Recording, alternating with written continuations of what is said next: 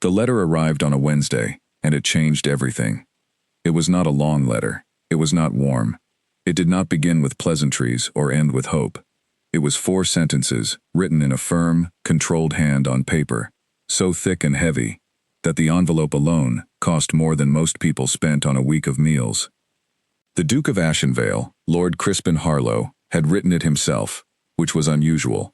He had a secretary for correspondence, a man named Gerald who handled everything from business dealings to social invitations with quiet efficiency. But this particular letter, Crispin had written himself, because some things a man should say with his own hand, even if his hand was reluctant. The letter said that he was seeking a wife, that he was prepared to offer a life of comfort, security, and position, that he required someone of good character and reasonable education, and that he would be grateful for any introduction that suited those terms. He sealed it, handed it to Gerald without a word, and went back to work. That was the whole of his romantic effort, and he felt it was sufficient. Crispin Harlow was 38 years old and had been the Duke of Ashenvale for 11 years, since his father passed away during a hard winter that killed 3 other men in the county and left the estate in a state of quiet ruin. The previous duke had been a man of grand ideas and poor management. He had invested in things that failed, entertained more than he earned, and borrowed against the estate's future, as if the future were a bank that never called in its debts. When Crispin inherited, he inherited a title, a crumbling house, and a stack of obligations tall enough to make a lesser man walk away. Crispin did not walk away. He had not walked away from anything in his life.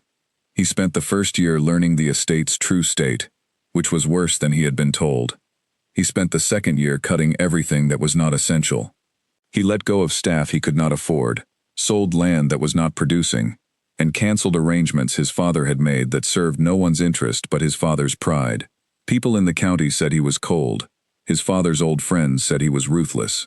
A few of the older tenants said he was nothing like his father, and they meant it as a criticism, though to Crispin, it sounded like the finest compliment he had ever received. By the 3rd year, the estate had stopped bleeding money. By the 5th, it was stable. By the 10th, Ashenvale was one of the most well-managed properties in the region, known not for its grandeur, but for its reliability. Crops were planted on time. Rents were collected fairly. Workers were paid what they were owed. The house itself had been repaired room by room, not all at once, and not with any great show, but steadily, the way Crispin did everything. He lived alone in it.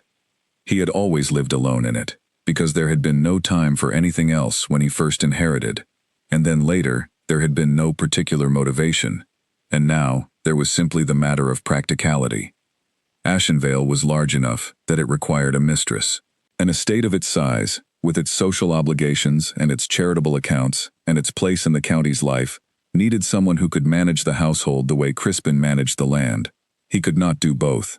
He had tried, and the results were consistently unsatisfying.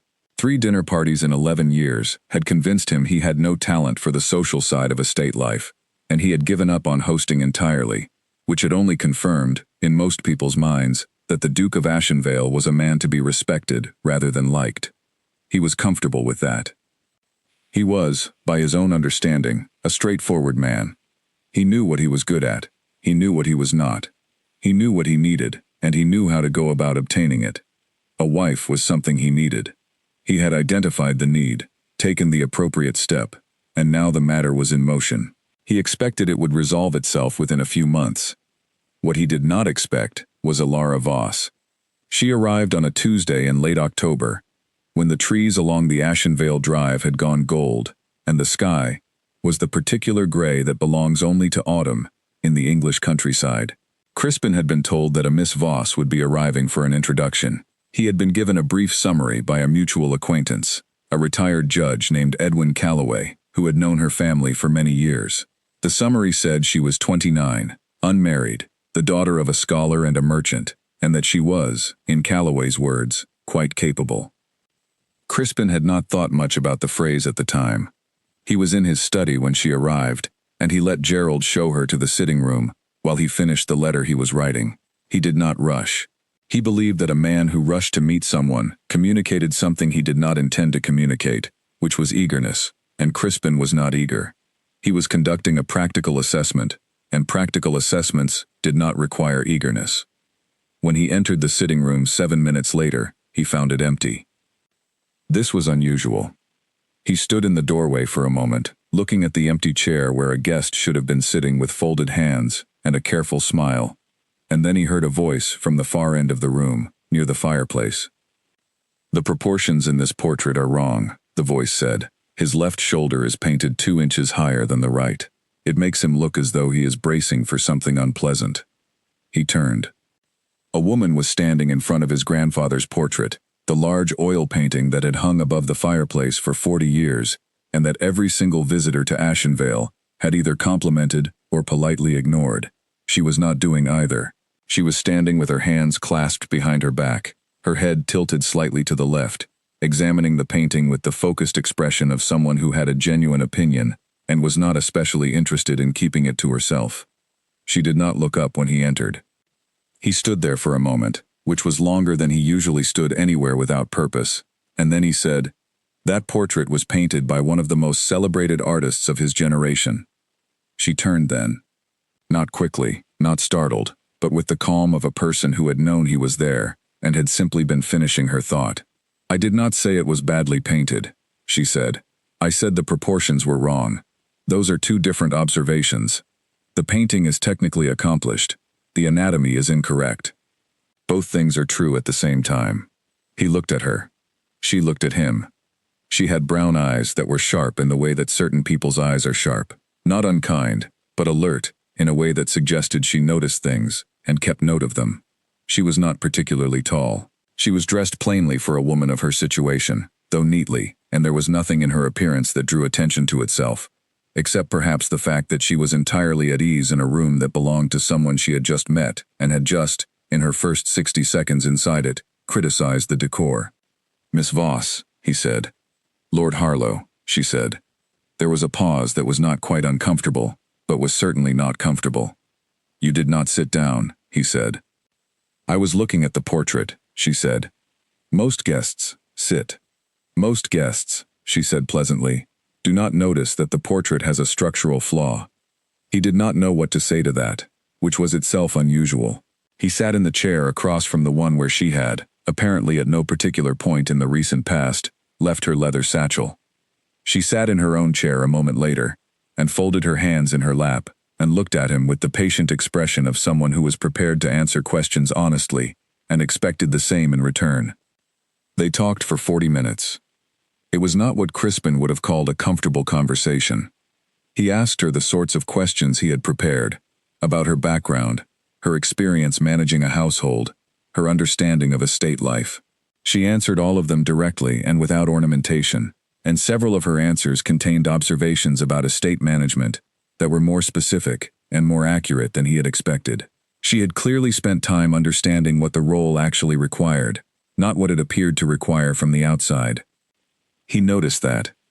He also noticed that she asked him 2 questions in return, which was not something he had anticipated. The first was about the estate's charitable accounts, which he had mentioned briefly as one of the duties of the mistress of Ashenvale. She asked how they had been managed previously. He told her they had not been managed particularly well, which was true. The second question was about the tenants in the eastern section of the property, about whom she had apparently read something in a county record that she had looked up before arriving. He was not expecting that either. After she left, he sat in the sitting room for a few minutes alone. He did not usually sit in rooms after guests departed. He picked up the cup of tea that had gone cold during their conversation, looked at it, and set it down again. He told Gerald that Miss Voss had made a reasonable impression and that he would consider the matter further.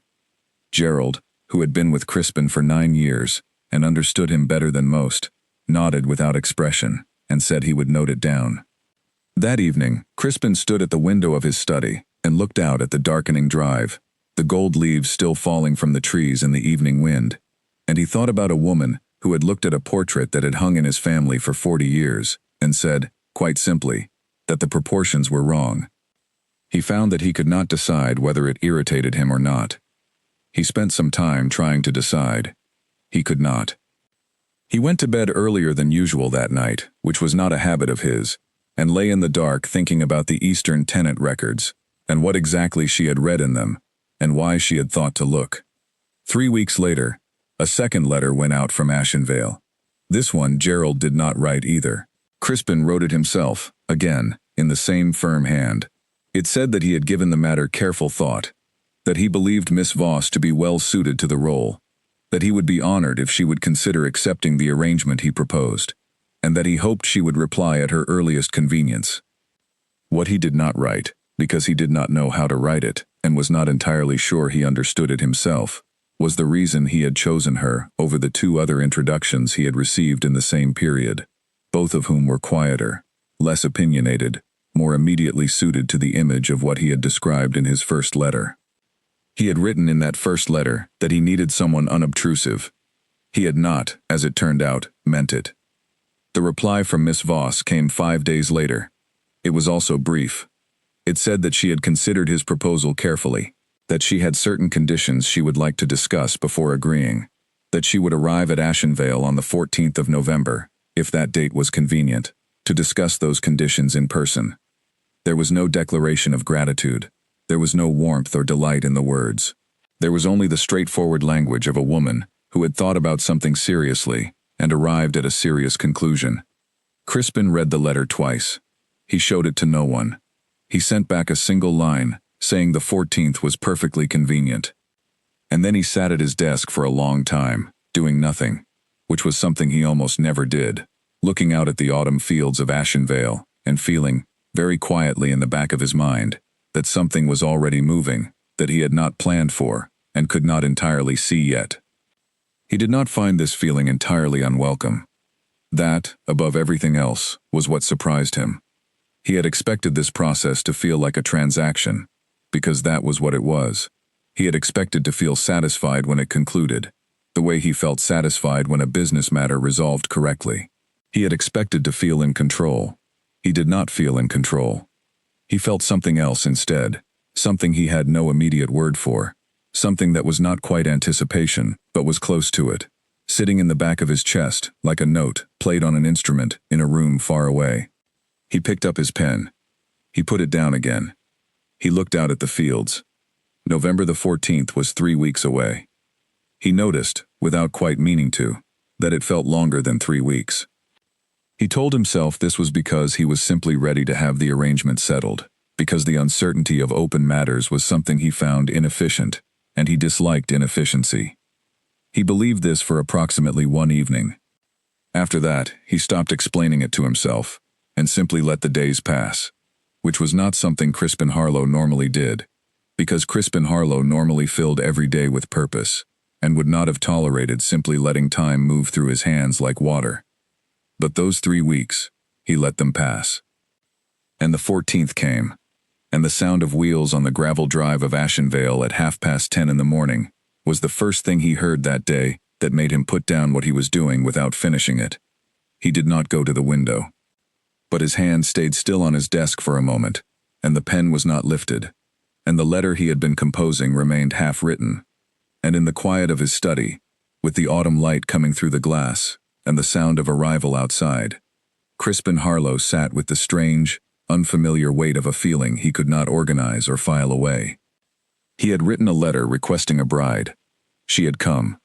And already, in ways he could not have predicted and would not have chosen, she was nothing he had imagined. Alara Voss had not made the decision to answer the Duke's letter easily, and she had not made it for the reasons most people would have assumed. She was not desperate. That was the first thing, and it was important. She had watched women make desperate choices her entire life, had watched them smile and agree, and step quietly into arrangements that served everyone's interests except their own, and she had promised herself from an early age that she would never be one of them. Her mother, Catherine Voss, had spent 30 years in trade, running a textile business that she had built from almost nothing after Alara's father, a gentle and distracted scholar named Arthur, proved incapable of managing money with any consistency. Catherine Voss did not resent her husband. She loved him genuinely and without reservation. But she understood very early that love and practicality were two separate things, and that a woman who confused the two was a woman who would spend her life cleaning up after the confusion. Alara had learned this lesson watching her mother work. She had also learned, from her father, that the world was full of things worth understanding, and that the mind was the one tool no one could take from you if you kept it sharp. Arthur Voss had been a quiet man, easily overlooked in a room full of louder people, but in his study, surrounded by his books and his notes and his carefully organized arguments, he had been entirely himself in a way that Alara found beautiful. He had taught her to read carefully, to think before speaking, to ask the second question when everyone else was satisfied with the first. He had died when she was 24, and the year after his death was the hardest year of her life. She did not talk about it. She had gone on. She had helped her mother with the business, had taken over the accounts when Catherine's health made long hours difficult, had spent 5 years learning the actual mechanisms of commerce, of ledgers and contracts, and the polite but firm language of negotiation. She was good at it. She was, if she was being honest, better at it than most of the men she dealt with, though she had learned early that saying so directly was a strategy that produced more resistance than results. She was 29 when the letter came.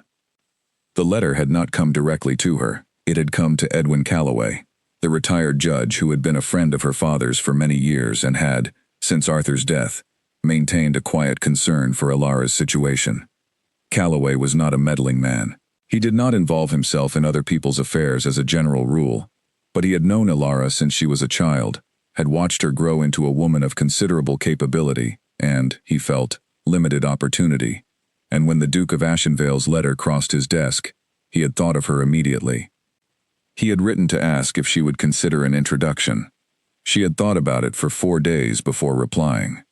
Those 4 days were not spent in the kind of romantic deliberation that the word consideration might suggest. She did not dream about the Duke, or wonder what he was like, or imagine herself in the grand rooms of Ashenvale. She spent those 4 days doing what she always did, when she faced a decision of any significance.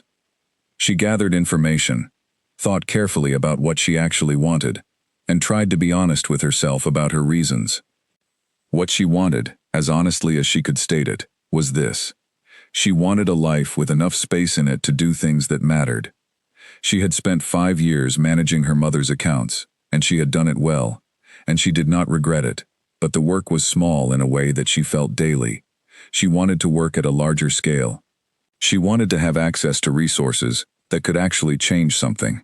She had ideas about tenant welfare, about women's education, about the way that estates like Ashenvale could function differently, if anyone cared to think about it seriously. She had no way to pursue any of those ideas in her current life. She also knew, very clearly, that she was not going to find a husband through the normal channels. She was not the kind of woman that normal channels produced successful results for. She was too direct, too opinionated, too comfortable with her own thinking, to fit easily into the shape that most men wanted their future wives to take. She had tried. She had been introduced to 4 men over the past 3 years, through Calloway and through friends of her mother, and each introduction had ended the same way, with the man in question finding her interesting but not quite right, which was a polite way of saying she made him feel slightly outpaced in conversations, and he did not enjoy the feeling. She understood this, without bitterness. She simply noted it as a fact about the world she was operating in. When she agreed to the introduction with Lord Harlow, she did something that no one else knew she did. She went to the county records office and asked for the available documentation on the Ashenvale estate. She spent a Saturday afternoon reading through what was there, which included a summary of the estate's recovery under the current Duke, a note about a charitable account that had apparently not been properly maintained, and a brief mention of the Eastern tenants who had filed a complaint 3 years ago about delayed repairs that had still, as far as she could tell, not been fully resolved. She wrote these things down in the small notebook she carried everywhere. She went to the introduction prepared. When she arrived at Ashenvale for the first time, and found herself in the sitting room with a painting she had not expected to find so genuinely flawed, she felt a small, private pleasure at the sight of it, the kind of pleasure she felt when reality turned out to be more interesting than expected.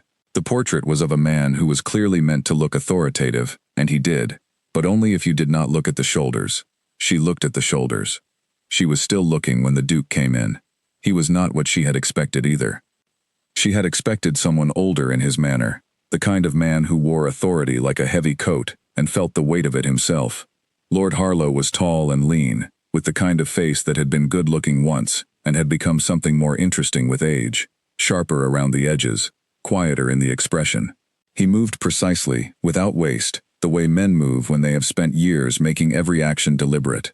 He looked at her when she turned to face him with the careful attention of someone who was assessing, not admiring, though she suspected, without quite knowing why, that the line between the two might be thinner than it appeared. She told him the portrait had wrong proportions.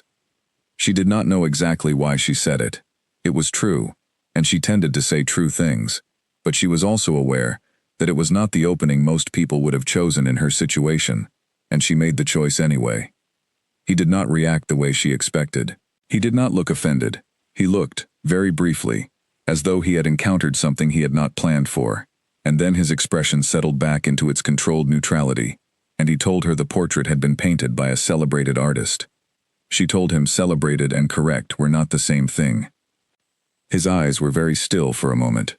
Then he gestured toward the chairs, and they sat down, and the conversation that followed was the most genuinely substantive conversation Ilara had had with anyone in several months, which was saying something, because she kept herself intellectually occupied and did not suffer dull exchanges. He was not dull. He was reserved in a way that felt habitual rather than natural, as if he had trained himself into a particular register of interaction and kept to it as a matter of discipline. But when she asked him about the estate's charitable accounts, something shifted slightly in the way he was holding himself. He became more direct, less managed. He told her the truth, that the accounts had been neglected because he could not manage everything himself and had not yet found anyone suited to taking it on. She asked about the Eastern tenants. He was quiet for a moment. He told her the situation was being addressed. She did not challenge this, because she had only just met him and she was not there to argue. But she wrote a small note in her mind, the way she always did when something was said that did not quite match what she already knew. After the introduction, on the journey home, she sat in the hired carriage and looked out at the autumn countryside and thought about what she had seen and what she had decided. She had decided, very quietly, in the way that decisions made after careful thought arrive, that she would accept the arrangement if his proposal came. But she had also decided something else. She would not become what his letter had described. She would not be quiet and unobtrusive and manageable. She was not those things, and she would not pretend to be them for the sake of a smooth beginning. If this arrangement was going to work at all, it would work because it was honest, and honesty required her to arrive as herself. The conditions she wrote to him were 3. The first was that she would have full authority over the estate's charitable accounts, with no requirement to seek his approval for individual decisions under a certain amount. The second was that she would have access to all documentation relating to the estate's tenant situation, including the Eastern repairs. The third was simply that she would not be asked to give up her reading and her writing, that she would have a room she could use as a study, and that she would not be expected to fill every evening with social obligations. She wrote these conditions in the same plain language she wrote everything, without softening and without apology, and sent the letter. Then she waited. She thought he would decline. She thought the conditions were more than a man like Lord Harlow, who had written a letter describing a specific kind of wife, was prepared to accept. She did not think badly of him for what she expected. She simply thought it was likely. His reply came in 5 days. It said the date she proposed was convenient. It said nothing about the conditions, which she noted, and which meant one of 2 things. Either he intended to accept them and saw no need for discussion, or he intended to discuss them in person, and had chosen not to commit in writing. She packed her 2 trunks carefully. Books went in the leather satchel that went in the carriage with her, not in the trunks, because the trunks might be delayed, and the books were not negotiable. She said goodbye to her mother on a cold November morning. Catherine Voss held her daughter's hands and looked at her with the particular expression of a woman who has managed everything alone for a long time and is watching her child walk into something she cannot quite see the edges of. "Are you certain?" Catherine asked. "I am certain that I have thought about it carefully," Ilara said, which was not quite the same thing, but was the most honest answer available. Her mother held her hands for a moment longer. "Do not disappear into it," Catherine said. "Whatever it is, whatever he is, don't disappear." "I won't," Ilara said. She meant it. The carriage pulled away, and she watched her mother standing in the doorway of the house where she had grown up, getting smaller as the distance grew. until the road turned, and she could not see her anymore. She turned to face forward. The road to Ashenvale was long, and the trees along it were bare now that November had stripped them down to their honest shapes, which were less pretty than their autumn versions but more true. She liked bare trees. She had always preferred things when they showed their actual structure. She thought about the Duke sitting in his large, managed house, expecting her arrival, expecting, she imagined, someone who would read his 4 conditions, and arrive with her hands folded, and her opinions carefully packed away. She thought about the portrait with the wrong shoulders. She thought about the charitable accounts, and the Eastern tenants, and the 3 years of delayed repairs. She looked out the window at the bare winter trees moving past. She was going to Ashenvale. She was going as herself. And if that was more than the arrangement could hold, then she would discover that honestly, and deal with it honestly. But she did not think it would be. She did not know why she did not think so. She had no particular evidence for it.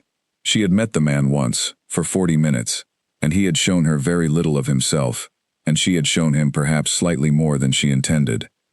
But there had been a moment, near the end of their conversation, when she had asked about the tenant repairs, and something had moved in his expression. Something that was not quite guilt, and not quite respect, but was somewhere near both of them, and he had looked at her with something that was not the careful assessment he had worn through most of the meeting. He had looked at her as though she had asked the question he had been expecting someone to ask for 3 years. She thought about that look. The carriage moved through the November countryside, toward a house she did not know, and a life she had not planned, and a man who had requested a bride with his hands and his pen, but who had, she suspected, not the faintest idea what he had actually sent for. She had come determined to be nothing he imagined. She intended to hold to that. She arrived at Ashenvale for the 2nd time, and found the house waiting. Not a person. Not the Duke at the door. Not a warm greeting party. Not the sort of welcome that announced itself with noise and warmth. The house simply stood there at the end of the long gravel drive, gray stone and many windows, older in its bones than anything else visible in that part of the county, and it waited for her the way very old buildings wait for things, with the solid patience of something that has stood through more arrivals and more departures than it bothers to count. Ilara stepped out of the carriage and stood for a moment looking at it. It was large. She had known it would be large, had seen it described, and had studied the floor plan in a reference volume at the county library before she came, but standing in front of it was different from reading about it. The house was not beautiful in any obvious way. It did not have the elegant symmetry of the houses built in the last century, the ones designed to impress at first glance. It was older than that, and more complicated, added to over generations by people who needed another room or another wing, and built what they needed without consulting the original design. The result was a building that made a kind of sense up close, but defied any simple description from a distance. She found she liked it almost immediately. She did not say so to anyone. Gerald, the secretary, came to meet her at the door. He was a thin man of about 50, with a very composed face and the manner of someone who had seen a great deal and classified it all neatly. He welcomed her to Ashenvale in a way that was professionally warm, without being personally revealing, showed her to the rooms that had been prepared, and told her that Lord Harlow would see her in the library at 2:30, if she would like to rest from her journey first. She said she would not need to rest. Gerald's expression did not change, but she had the impression he filed this information away with the same quiet efficiency he filed everything. The rooms that had been prepared for her were on the 2nd floor, facing the east garden, which at this time of year was more of an east field, brown and quiet. The rooms were clean and well-maintained and thoroughly impersonal, like rooms kept ready for a guest who has not yet declared their preference. Someone had placed flowers on the table, which was a thoughtful gesture, and she recognized the effort behind it, but the flowers were the same flowers anyone might have placed for anyone, and they told her nothing about what anyone here thought of who was actually arriving. She put her satchel on the desk in the corner of the bedroom, which was a good desk, solid, and well-positioned near the window, and she stood and looked at the room for a while. She thought about what she would do with it. There was a smaller room, connected to the bedroom, that appeared to be a sitting room, furnished with 2 chairs and a small bookcase that was completely empty. The empty bookcase was the first thing in Ashenvale that genuinely made her want to smile. At 2:30, she found the library.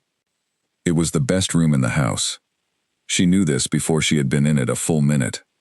It was a long room along the north side of the ground floor, with windows along one wall and books along the other three. Real books, not decorative collections but actual working libraries of the kind that belong to people who actually read. The spines were worn. Some had been repaired more than once. There were slips of paper marking places in several of them, and a reading stand near the window with a volume open on it that she did not look at closely, because it was not her place to, but which she noted was a serious text on land management and drainage. The Duke was already there when she arrived. He was standing at the window, looking out at the north garden.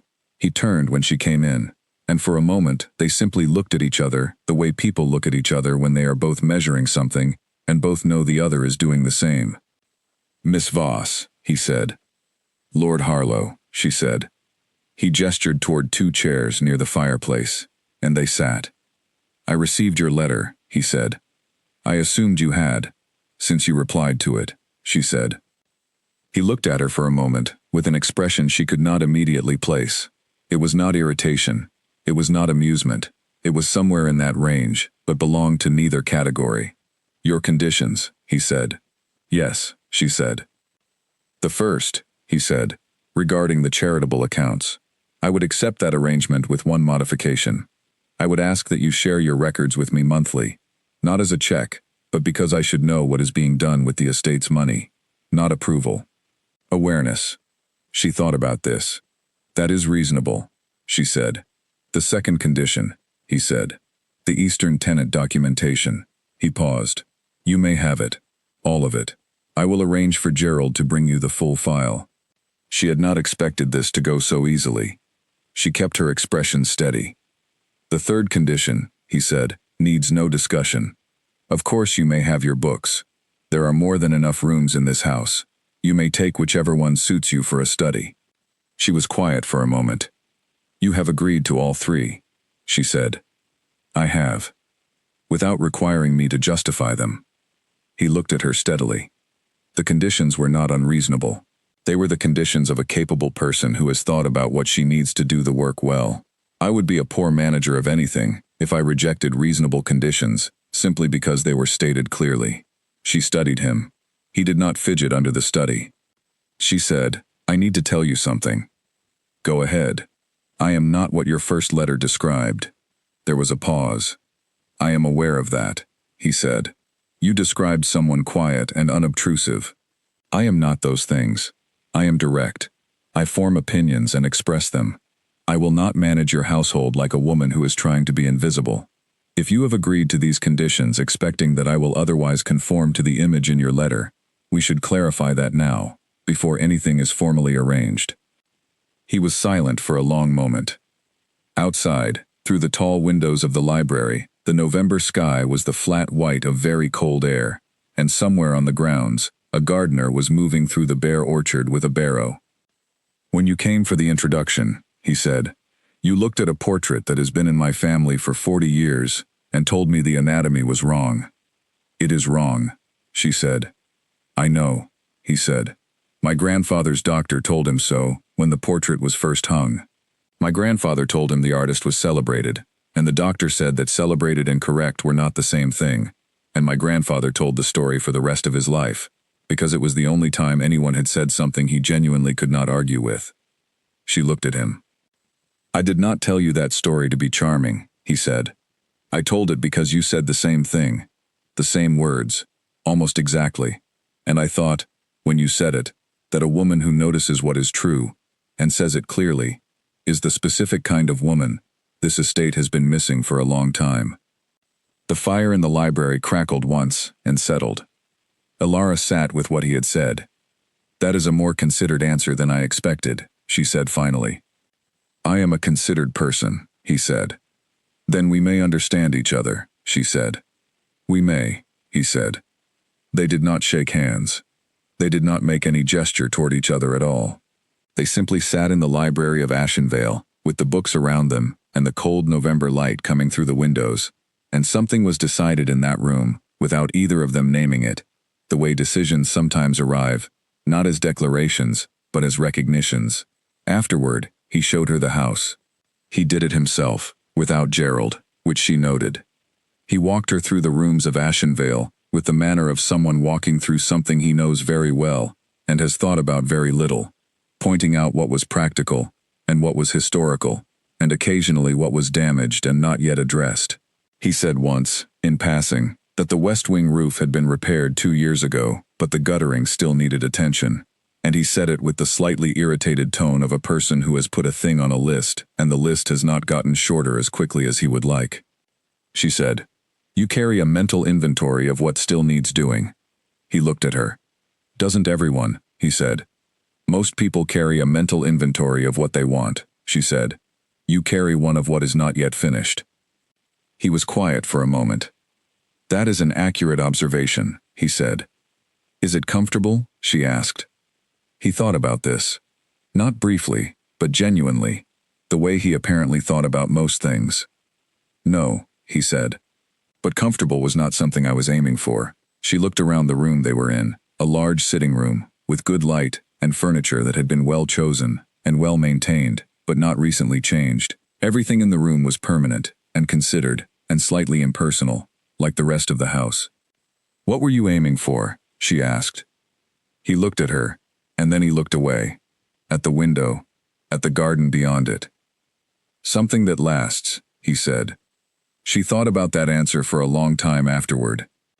That evening, sitting alone in the east-facing bedroom with the empty bookshelves and the bare winter garden beyond the window, she took out her notebook and wrote a single line. She wrote, "He is not what I expected." She did not write anything else. She put the notebook in the drawer of the good desk by the window and looked at the room that was going to be her room, in the house that was going to be her house, with the man down the hall who was going to be her husband, and she thought about her mother saying, "Do not disappear." She was not going to disappear.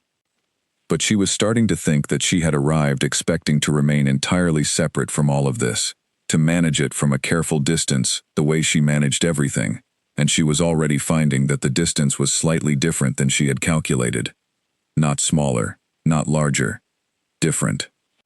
The fire in the bedroom fireplace had burned low, and the room was cooling at the edges, where the heat did not quite reach, and somewhere in the house below her, she heard the sound of a door closing, quiet and final, and she thought about a man who aimed for things that lasted, and lived inside a mental inventory of what was not yet finished.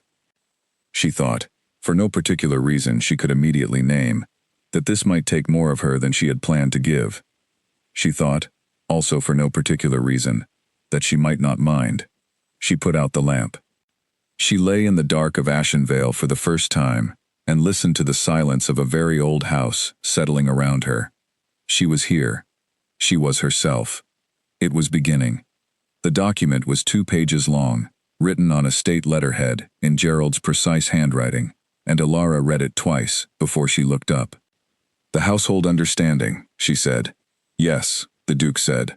He was sitting across from her at the large table in the estate office, a room she had not been in before today, which was 3 days after her arrival. The room was functional to an almost aggressive degree. There were filing cabinets along one wall, a large desk covered in ordered papers, and a map of the estate pinned to a board near the window with various markings on it that she intended to ask about when the moment was right. She looked back at the document. It outlined her role in clear terms: household management, full authority, social calendar, shared planning with final review by either party, charitable accounts, management authority with monthly summary to Lord Harlow as agreed, kitchen and staff, oversight, guest management, primary responsibility, estate correspondence relating to social matters, handled by her. It also outlined what was his: land, finances above a certain level, tenant matters, contracts and legal affairs, external business. She read a line near the bottom that said the mistress of Ashenvale was expected to be present at the 2 annual county dinners and the harvest gathering, and that all other social engagements were at her discretion. She looked up. 2 county dinners and the harvest gathering, she said. Yes. That is not a demanding social schedule. No, he said, it is not. You do not enjoy the social obligations. He looked at her with the expression he wore when she said something accurate that he had not intended to reveal. I find them manageable, he said. You find them unpleasant, she said. He was quiet. I find them unproductive, he said finally, which was a more honest answer than she had expected, and one that told her something about him. She looked at the document again. There are 3 questions, she said. He nodded once, as if he had been waiting for this. The first, the charitable account summary I send you monthly. What format do you want? He blinked. This was clearly not the first question he had expected. Whatever format communicates the information clearly, he said. I will design one and show you the first version. If you need it different, tell me. Fine. Second, the staff. How many and who makes the decisions about hiring if a position becomes vacant? There are 11 full-time staff, he said. 7 on the grounds, 4 in the house. For household positions, you decide. For grounds positions, I decide. But if you have an observation about a person I am considering, I am prepared to hear it. She thought this was fair. Third, she said, and paused. He waited. The Eastern tenant file, she said. Gerald was going to bring it to me. It has not come. His expression did not change. He reached to the side of the table and lifted a folder that had been sitting there, half under a larger document, and placed it in front of her. I was going to give it to you today, he said, after we went through this. She picked it up. She did not open it immediately. She held it and looked at him. Is there something in here you would rather I did not see? She asked. The question was direct, in a way that was almost, but not quite, a challenge. She was not accusing him of anything. She was asking him honestly, giving him the chance to prepare her for what was there, if preparation was needed. He held her gaze. There is a maintenance report from 3 years ago, he said. It describes 17 properties in the eastern section with structural deficiencies. 12 have been fully repaired. 3 are in progress. 2 have not been started. Why not? Because I ran out of available resources 2 years ago and made a decision about what to prioritize. The 2 remaining properties are occupied by tenants who have temporary arrangements elsewhere while the work is planned. It is not a good situation. No, she said, it is not. I am aware of that. She looked at the folder. She said, may I ask you something that is not in the list of conditions and not covered in this document? He said, yes. Why have you not asked for help with this before now? He was very still for a moment. The estate office was quiet. Through the map-covered window, the November garden looked gray and patient. I did not think it was the kind of problem that required help, he said. I thought it was the kind of problem that required money and time, and I was managing both. Managing them alone, she said. Everything here is managed alone, he said, and then something crossed his face.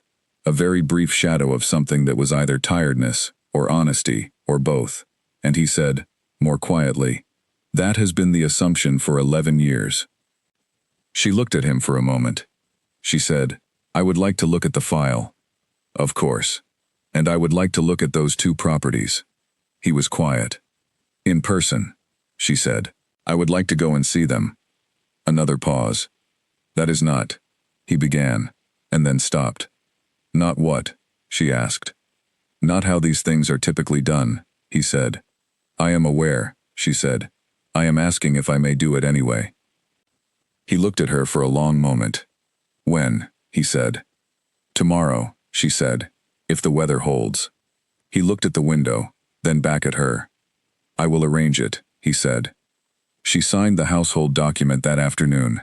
She signed it after reading every line a second time, and after she signed it she asked Gerald for a pen and wrote one additional note at the bottom, which said that both parties agreed the arrangement was subject to honest revision if circumstances required it. And she looked at the Duke, and he looked at the note, and he picked up the pen and signed beside it without a word. That evening, she opened the Eastern tenant file and read it from beginning to end. It took her 2 hours. When she finished, she sat with it for a while. She was not angry, exactly. She did not think the Duke was a cruel man or an indifferent one. She thought he was a man who had been managing an enormous amount alone for a very long time and had made the decisions he could make with the resources he had, and that some of those decisions had consequences he had not fully reckoned with. The 2 unrepaired properties were occupied by families. One had 4 children. She read this in a note at the back of the file, written by a previous steward in handwriting, that suggested someone writing quickly, as if they did not want to spend too long looking at what they were noting down. She put the file carefully back in its folder. She looked at the shelf of books she had arranged that afternoon. Her father's copy of a collection of essays on social reform was between a practical guide to estate accounting and a novel her mother had given her the year before Arthur died. She looked at them for a while. She thought about her mother saying, "Do not disappear." She was not disappearing. She was doing the opposite. She was looking at things directly, as she always had, and she was going to go and see those 2 properties tomorrow, and she was going to figure out what could be done and then do it, or say what could be done and find someone who could. She was not going to manage this from a careful distance. She had always known she would not. She picked up her notebook and wrote 3 pages of notes on what she had read in the tenant file. Dates, names, the nature of the repairs, what had been spent, what remained. She organized it the way she organized everything, by what was most urgent and what was possible and what was simply the truth of the situation, regardless of what anyone preferred. At the bottom of the 3rd page she wrote, "The 2 remaining properties are the most important starting point." She underlined it. In the morning, when she came downstairs at 7, she found that Lord Harlow was already in the estate office, and that 2 horses were being prepared in the yard, and that Gerald had packed a bag for the ride that contained, among other things, a copy of the Eastern tenant file. He had arranged it. She stood in the doorway of the estate office, and he looked up from what he was reading. "It is not raining," he said. "Good," she said. They rode out at 7:30. They did not talk much on the ride. She was looking at the land, which was large and varied, and he let her look without filling the silence, which she appreciated. The eastern section was about 40 minutes from the main house, along a track that needed work but was passable, through fields that were bare with winter, and past 2 farmhouses that were clearly in good repair, paint fresh, gutters clear. She noted the contrast.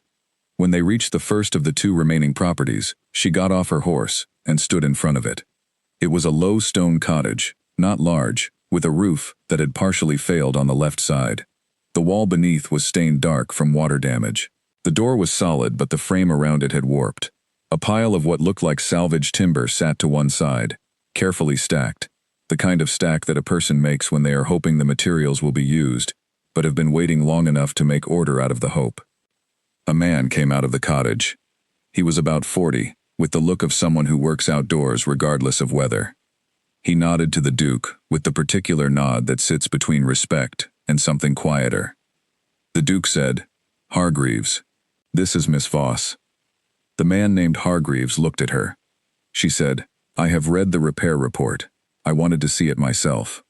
He looked at her for a moment. Then he looked at the timber stack and then at the roof.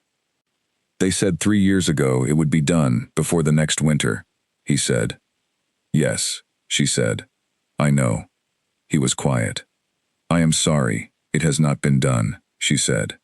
"I intend to understand what is possible and then make it happen. I cannot make you a promise about exactly when, because I am new here, and I do not yet know all of what I am working with. But I will come back and tell you what I have found, and I will not tell you it is being addressed if it is not actually moving." The man looked at her for a long moment. Then he looked at the Duke. The Duke said nothing. The man looked back at her and nodded, once. They rode to the second property. It was worse. She stood in front of it and looked at it and did not say anything for a moment. Then she turned to the Duke. He was looking at the property with an expression she had not seen on him before. Not managed, not controlled, simply looking at it. "This should have been first," she said. "Yes," he said. "What stopped it?" He looked at her. "A judgment call in the wrong direction," he said. "It was 2 years ago. I had enough for one, and I chose the one that had the larger family. This one also has a family," she said. "3 children," he said. "They are at the Oaks farm while the work is pending. The Oaks are good people. They have not complained." "They should not have to be at the Oaks farm," she said. "No," he said, "they should not." She looked at the building. She thought about the charitable accounts. She thought about what she had read in those files, and what might be redirected, and what might be restructured, and what, if she were very precise and very efficient, could be moved to cover this. She did not say any of this yet. She needed to go back and look at the numbers first. but she made a note in the small notebook she carried. She wrote, "First task." She underlined it twice. On the ride back, the silence between them was different from the silence on the way out. It was not empty. It was the kind of silence that has something in it, that sits between two people who have seen the same thing and are both thinking about it. At the midpoint of the return journey, the Duke said, without looking at her, "You asked yesterday why I had not asked for help." She looked at him. "The honest answer," he said, "is that I did not think there was anyone to ask." She looked at the track ahead. "There is now," she said. He looked at her then, briefly, and she was looking forward, and by the time she glanced at him he was looking forward again. But she had seen it, the expression on his face in that moment, which was not the controlled, assessed, managed expression she had been seeing since she arrived. It was something else. She did not name it. She filed it in the same place she filed everything important, carefully, so she could find it again when she needed it. They rode back to Ashenvale, in the thin November light, the house appearing at the end of the drive the way it always did, patient and gray and waiting, and she rode toward it, with the knowledge that she had been there 4 days, and already the world of this place was larger and more complicated, and more genuinely requiring of her than she had calculated. She did not regret it. She was already thinking about the numbers. The steward's name was George Alderton, and he was a practical man who had spent 22 years managing the day-to-day operations of Ashenvale with the focused energy of someone who knew that if he did not keep his hand on a great many things at once, those things would drift in directions no one wanted them to drift. He had not been expecting Alara. Nobody, she suspected, had been expecting her. The household staff, 4 of them, had been politely careful with her since her arrival. Mrs. Doyle, who ran the kitchen with a firm and somewhat impermeable efficiency, had come to the kitchen door on her second morning, introduced herself, and offered to go through the week's provisions with Miss Voss at whatever time suited. The gardener, an older man named Fletcher, had tipped his hat when she appeared in the garden and said nothing else, which she respected. The 2 housemaids, both young, had so far communicated with her mostly through a system of extremely careful neatness, as if they believed the best introduction they could make was a well-ordered room. She liked all of them. She found the caution understandable. She did not take it personally. What she took personally was the charitable accounts. She had been given the ledgers on her 3rd day, carried up by Gerald, with the slightly cautious expression of someone handing over something they are not entirely certain will survive the handover. She had taken them to her study, put them on the desk, sat down, opened the first one, and spent the next 2 days working through them. The accounts were not in disorder. That was the first thing she noted, and she noted it fairly. Someone had kept records. The entries were consistent and dated, and the sums were not wildly wrong, but the system behind the records was too simple for an estate of this size, built on the assumption that charitable giving was a category of expense to be minimized, rather than a function to be managed toward specific outcomes. Money had been given. Where it had gone, and what it had produced, was largely untracked. She found a donation from 6 years ago to a school in the village that appeared in the ledger as a single large sum with no follow-up. She found 3 years of contributions to a widow's relief fund whose current status was completely unknown. She found 5 entries described only as local assistance, with no name attached to any of them. She closed the ledger. She opened her notebook. She spent the next hour writing out a new framework. Not a dramatic overhaul, just a cleaner system, with columns for recipient, purpose, amount, date, and a final column for outcome, meaning something that told you whether the thing the money was meant to do had actually happened. She showed it to Gerald. He looked at it for a long time. "This is more detailed than what we have been using," he said. "Yes," she said. "Lord Harlow does not generally involve himself in the detail of these accounts," Gerald said. "I know," she said. "That is why they look the way they do." Gerald was quiet for a moment. She could see him deciding how to classify her, running her through whatever system he had for understanding people, and coming up against some edges that did not fit neatly. "The monthly summary format," Gerald said. "Lord Harlow said you would be designing it. I will show it to both of you when I have the first draft ready," she said. Gerald nodded. She went back to her study. It was the following Tuesday when things changed. She was at her desk, working through a plan for the 2 eastern properties, when Fletcher knocked and said there was a cart come from the village. Had she ordered provisions? She had not ordered provisions. She went to the back entrance and found George Alderton standing in the yard, with a look on his face that suggested he had already decided something was wrong, but had not yet decided who had caused it. "Miss Voss," he said. He did not say it warmly. "Mr. Alderton," she said. "I have received word from Mrs. Hargreaves at the Eastern Cottage," he said, "that you visited last Friday and made certain statements regarding the repair situation." "I told her I would look into what was possible," she said. "I told her I could not make promises about timing, but that I would come back with what I found." "You told her," Alderton said, "that the repairs should have happened already." "That is also true," she said.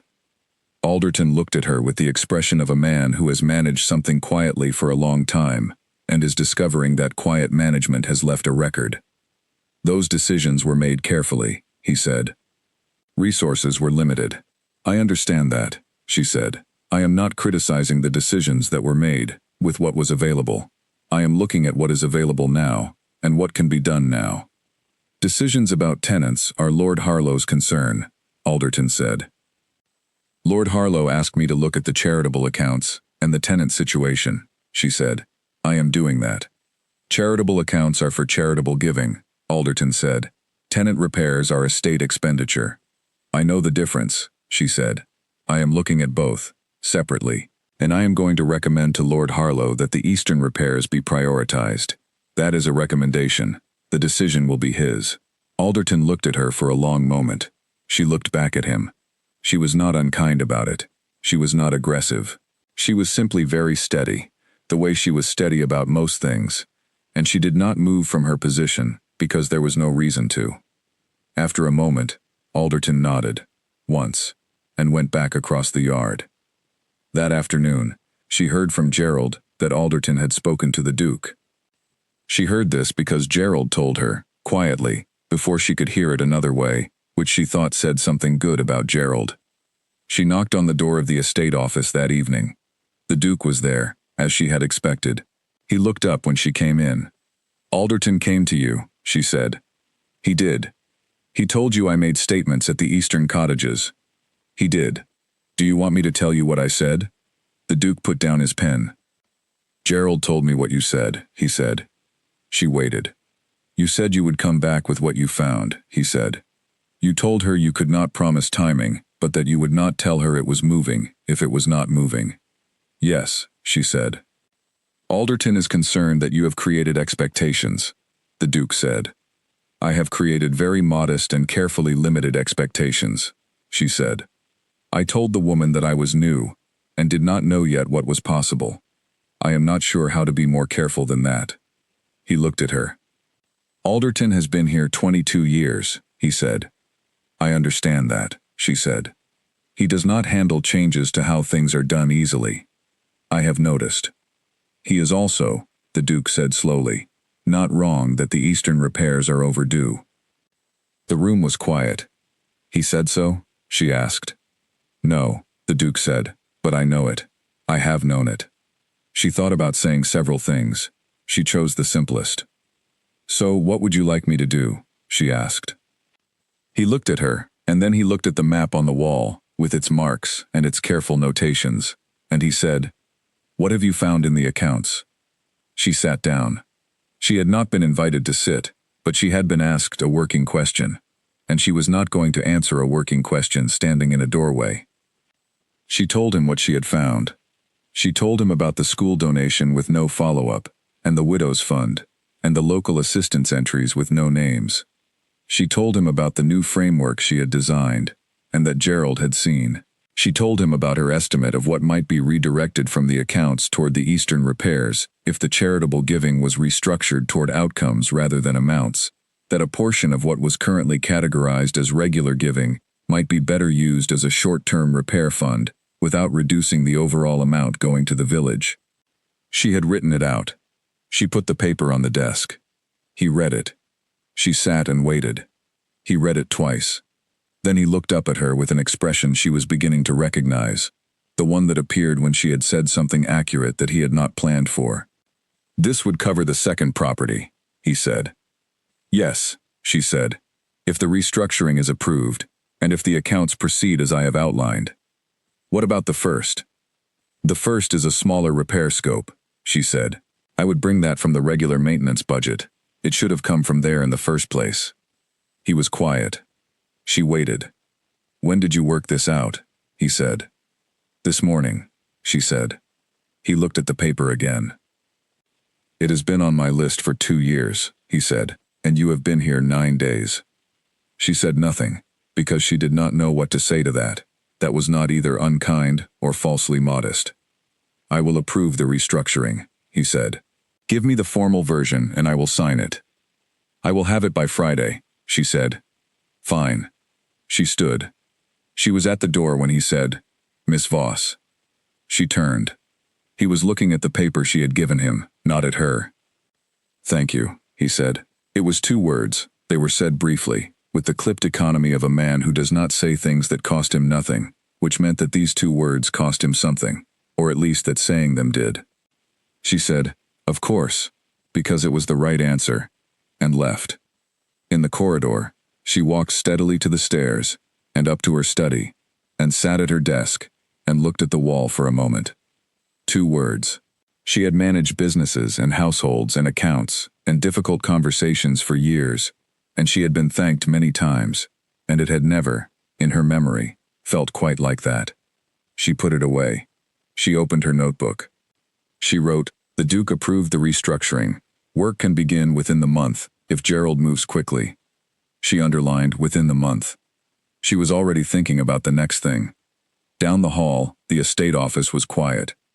Through the map-covered window, the November dark had come early, and the grounds of Ashenvale were invisible beyond the glass. Inside, on the desk, the piece of paper Alara had prepared sat next to the pen that the Duke had picked up and not yet put down, and Lord Crispin Harlow sat in the chair, and looked at the paper for a long time before he picked up the pen again. He looked at the figures she had laid out, the careful columns, the clear logic of the restructuring, the way she had organized 11 years of unsolved problem into 4 paragraphs of plain language. He thought about the look on Hargreaves's face when he had arrived with her that morning at the Eastern cottage. He thought about a woman who had been here 9 days and had looked at what had been on his list for 2 years and solved the part of it that was solvable. He thought about the Eastern repairs. He thought about the 2 words he had said and the fact that he had not managed to look at her when he said them. He picked up the pen. He put it back down. He sat for a while in the quiet of his office, while Ashenvale settled into its evening around him, old and gray and patient, and he thought, with a feeling that was not quite comfortable and not quite anything else, that 9 days was a very short time to have this many things to think about. He was not sure what to do with that. He had not yet found that he disliked it. The visitor arrived on a Thursday, which was not a particularly significant day at Ashenvale, and his name was Frederick Harlow, which was. Frederick was the Duke's cousin. He was 33 years old, handsome, in an effortless and apparently self-aware way, with the kind of easy charm that works very well in rooms full of people who do not look at it too closely. He arrived without much warning, having sent a note only 2 days ahead, which Alara understood from Gerald was entirely typical of Frederick. He stayed where he liked, when he liked, for as long as he liked, and the world around him generally rearranged itself to accommodate this, because he was entertaining company, and because he was, if one felt the need to observe it, genuinely fond of Crispin, in the particular way that people are fond of steady, competent people, when they can rely on them, without having to think too much about what that reliance costs. Alara had this understanding of Frederick before she met him. She also had it after. He came into the dining room on his first evening, with the unhurried confidence of a man arriving somewhere that has always been happy to see him, looked around, registered that there was someone new at the table, and broke into a smile that was entirely genuine and entirely practiced at the same time. You must be Miss Voss, he said. I am, she said. He sat down, shook out his napkin, and said, Crispin, she is far more interesting looking than your letter suggested. Crispin, sitting across the table, did not look up from where he was adjusting the placement of his water glass. I did not describe her in my letter, he said. Exactly, Frederick said. Alara looked at Frederick. Frederick looked back at her, with a cheerful openness that she recognized as a social gift, the ability to look at a person as though they were the most interesting person in the room, which was charming and pleasant, and meant approximately nothing. She was not charmed, she was interested, which was different. Over the following 3 days, she watched Frederick. She watched him because she watched everyone who came into a new situation, because watching was how she understood things. What she saw was a man who was genuinely warm and genuinely intelligent, and who used both of these things as substitutes for effort, because effort had never been particularly required of Frederick, and he had not developed the habit. She also watched how he was with Crispin. He was affectionate with his cousin, in the teasing, easy way of people who have known each other long enough to have stopped being careful. He made jokes at Crispin's expense that Crispin bore with the patient tolerance of someone who has long since stopped being surprised. He argued with Crispin about land management over dinner with genuine conviction, and then, in the same conversation, deferred to Crispin's judgment in a way that showed he trusted it, even when he disagreed. She found this interesting. She found it interesting because it showed her something about Crispin that she had been building toward on her own, that the controlled, managed man she had been working alongside for almost 2 weeks had, underneath the management, someone who could be known, and even teased, who could tolerate affection, who had a history with people that was warmer than his present would suggest. On the second evening, Frederick said to her, over the fish course, that he had heard she had been out to see the eastern tenants. Yes, she said. Crispin has been meaning to deal with that for years, Frederick said. I know, she said. He didn't, ignore it on purpose, Frederick said. He had the money for one set of repairs, and he chose the one with more children, she said. Yes, he told me. Frederick looked at her. Did he? Frederick said, and there was something in his voice that was less conversational than what had come before, as if he were recalibrating slightly. He told me directly, when I asked him directly, she said. That is how we work. Across the table, Crispin was attending to his fish with focused concentration that could have been genuine appetite or excellent avoidance. She could not tell which. That is good, Frederick said, and he said it with a sincerity that was different from his general charm, simpler and less performed. He could use someone to work with directly. She said nothing. Frederick said, You are different from what he was looking for. I am aware of that, she said. He did not know what he was looking for, Frederick said, and then seemed to decide he had said enough, and turned back to his fish. On the third evening, after dinner, Ilara went to the library to read. Frederick was still at the table with Crispin, and she had excused herself because she wanted to think, and because 3 evenings of social navigation was a certain kind of tiring, even when the navigation was going reasonably. She was in the library for about half an hour, when she heard voices in the corridor, moving toward the library, and then past it, and then she heard Frederick's voice, low and clear, through the gap in the door she had left slightly open. She is remarkable, Frederick said. There was a pause. She is very capable, Crispin said. That is not what I said, Frederick said. Another pause. Frederick, Crispin said, with the tone of someone closing a door. I am not doing anything, Frederick said cheerfully. I am simply observing. It is a free country. Go to bed, Crispin said. She heard Frederick laugh, and his footsteps on the stairs, and then quiet. She sat in the library with her book open and unread in her lap. She thought about what she had just heard, and what she had not quite heard, and what sat in the gap between the two things. She thought about the feeling she had had when Frederick had arrived, the particular feeling of watching someone who was attractive and easy and warm direct all of those qualities toward Crispin, with practiced grace, and the thing that had moved in her chest when she observed it. She had not named it at the time. She named it now, sitting alone in the library. It was not jealousy. It was not quite jealousy. It was something closer to a sudden awareness of something she had not been tracking. She put her book down. She thought about this carefully. She had been at Ashenvale for 12 days. She had come here with a clear understanding of what this arrangement was and what it was not, and she had been managing it with the same rational efficiency she brought to everything. She had liked what she had found in the work itself. She had found the Duke more interesting and more straightforward than she had expected. She had been able to do things here that mattered, had already started the process of doing things here that mattered, and that had given her a satisfaction that felt right, in a deep way. But the feeling in her chest when Frederick arrived was a different kind of information. She did not want to dismiss it without examining it. She examined it. What she found, when she was honest with herself in the way she tried always to be honest with herself, was that the arrangement was no longer as separate as she had been keeping it.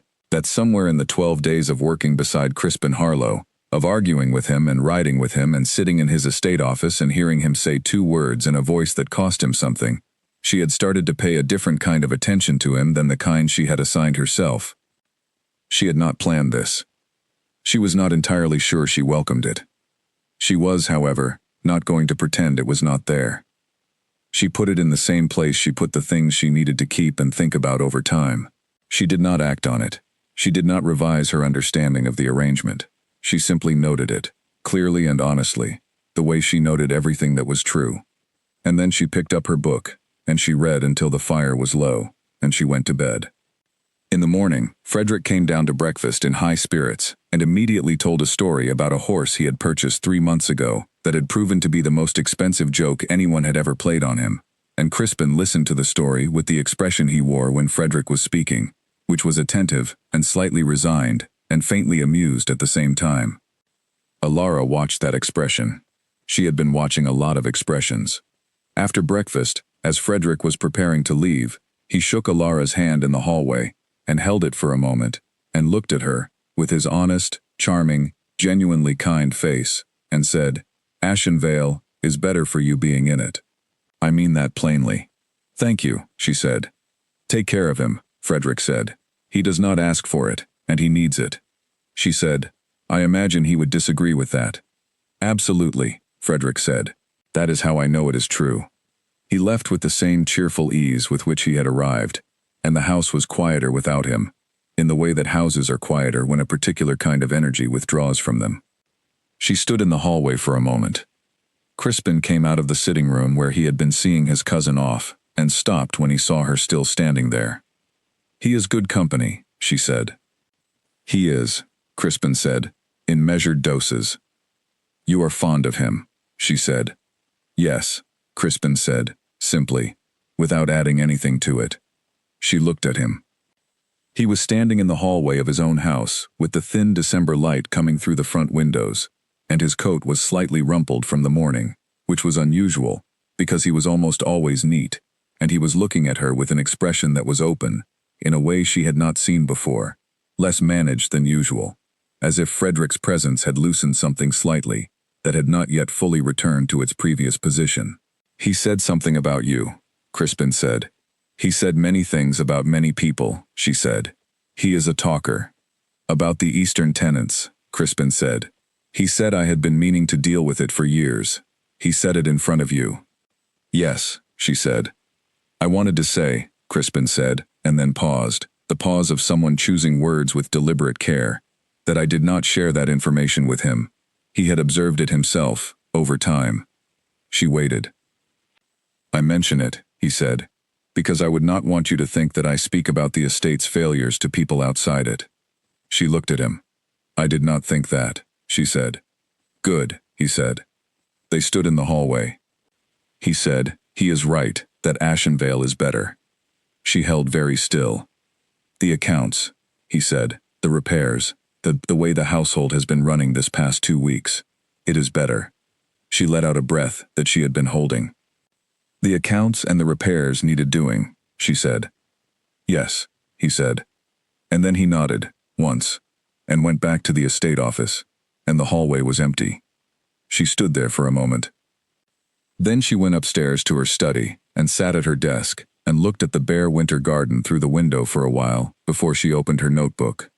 She did not write anything about Crispin. She wrote about the accounts. She wrote very specifically and very carefully about the accounts. Outside, somewhere across the grounds, a horse was moving along the track toward the eastern section, and she did not look to see if it was the Duke riding out to check on the progress of the repairs, but she thought it was. She thought it was, and the thought was a small, quiet, specific thing in her chest that she had decided to acknowledge and not amplify.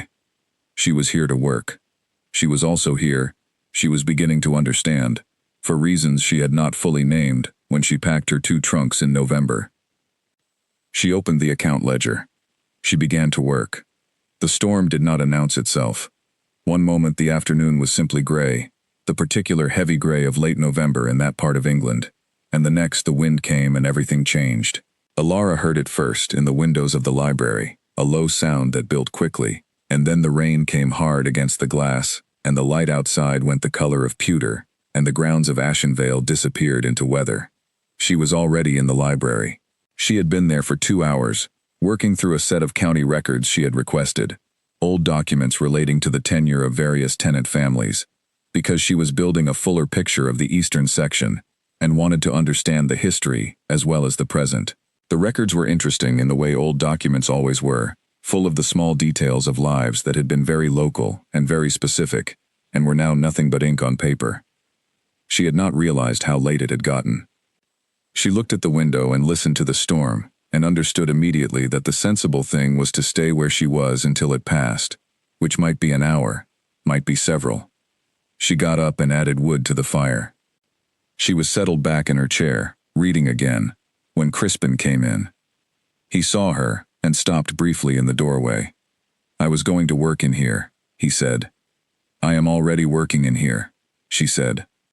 He looked at the storm, and then at the room, and then at her chair, and then at the other chair by the fire, which was a perfectly good chair.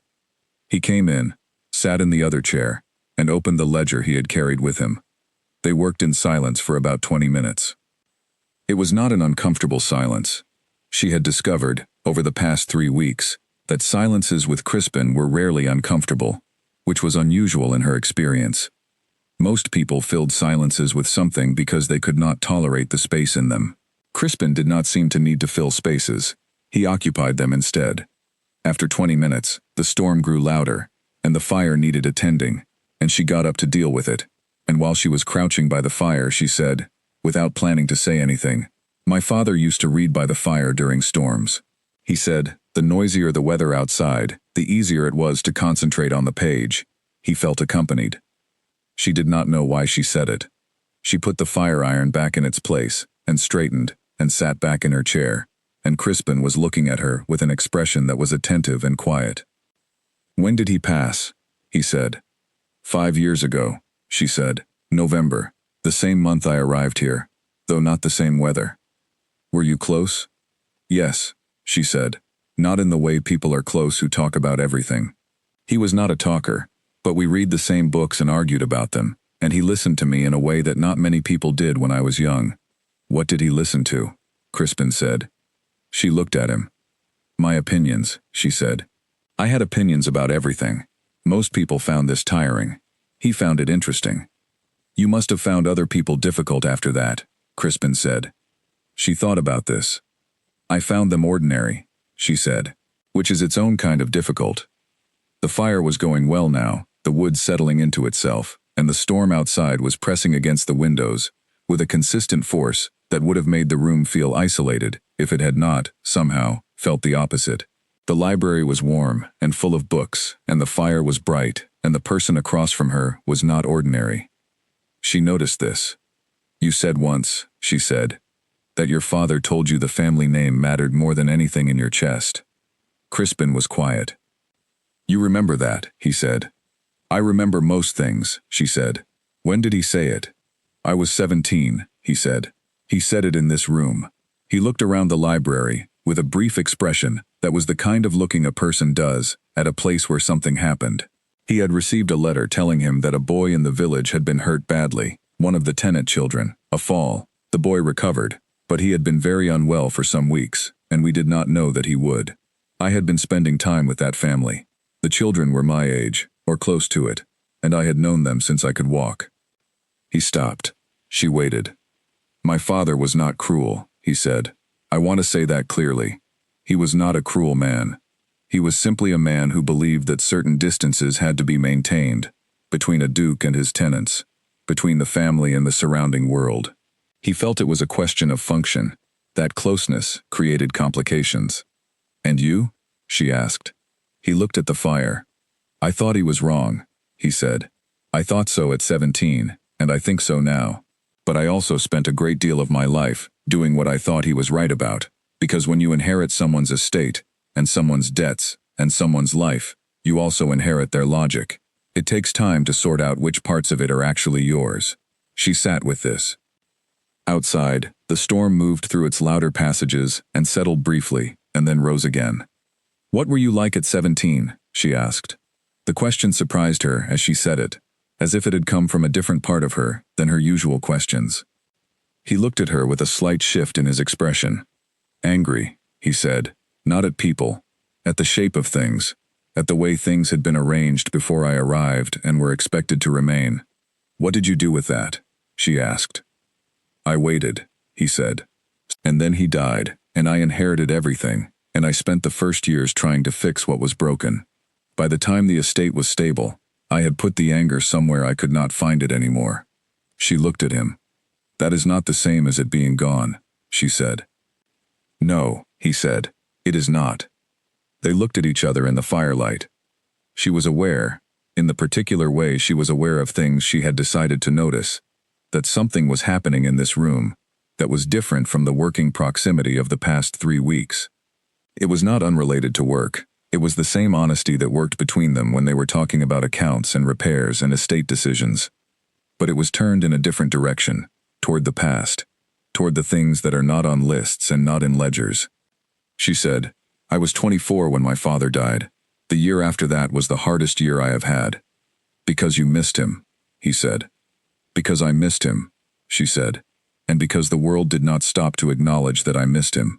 The accounts still needed to be done, and my mother's health was declining, and there were 17 practical things that needed doing, and I did all of them, and I was very good at all of them, and every evening I sat alone in his study, and I felt completely invisible."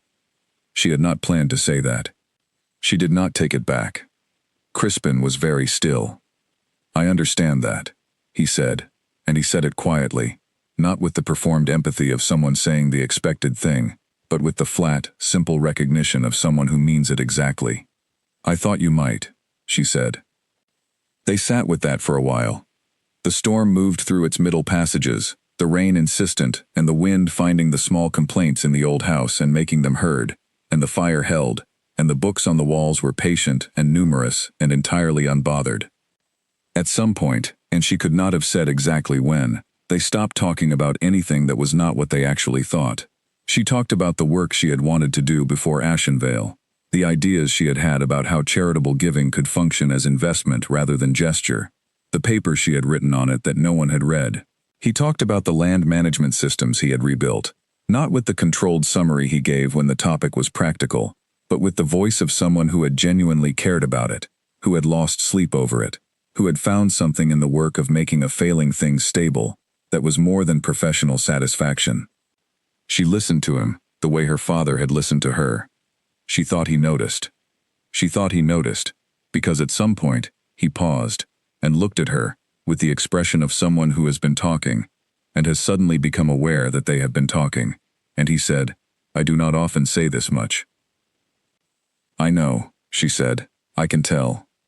He almost smiled, not quite, but close. "What gave it away?" he said.